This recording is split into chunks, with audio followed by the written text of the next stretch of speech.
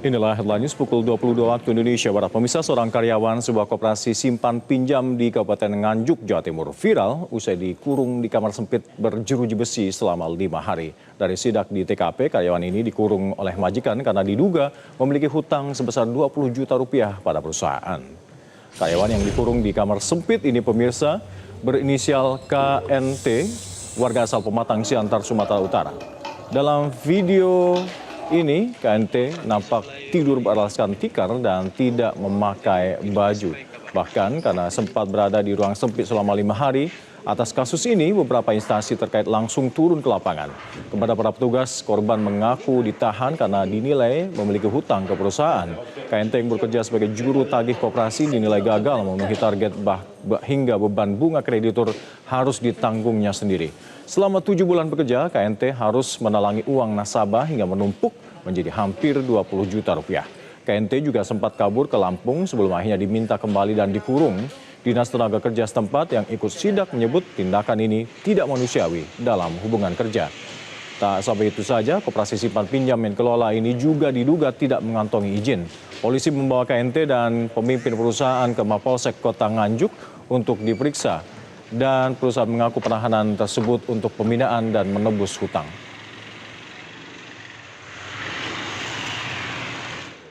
Sebetulnya bukan penjara itu, Pak. 5 hari kan Bukan penjara karena memang nggak ada kamarnya kita, Pak.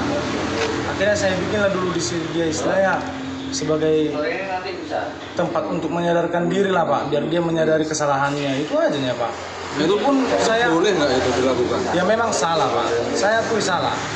Itu pun saya ya istilahnya bukan saya buat seperti binatang, Pak. Saya manusiakan, saya kasih makan. Malah saya di situ duduk terus, Pak, nemani dia. Utangnya berapa nih, Pak? Uangnya yang dibawa nggak Iya, kau aja yang bicara berapa rupiah kau makan? Enggak, yang di data yang di perusahaan sampean itu berapa? 20, Pak. 20 juta. Uang apa itu, Pak? Uang yang dimakan dari lapangan, Pak. Nasabah. Iya. Berarti itu nasabah nggak bisa bayar gitu ya? Nasabah bayar, tapi uang tagihannya nggak di-store ke kantor, Pak.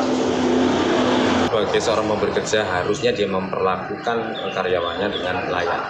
Menurut kami, meskipun itu adalah fungsi dari pembinaan, bukan seperti itu tidak layak. Jadi pembinaan ketika karyawan itu bermasalah, itu harusnya melalui surat peringatan. Surat peringatan tertulis pertama, kedua, ketiga, dan seterusnya. Fungsinya apa? Agar mereka, karyawan-karyawan yang telah melakukan kesalahan itu mempunyai cukup waktu untuk melakukan perbaikan diri.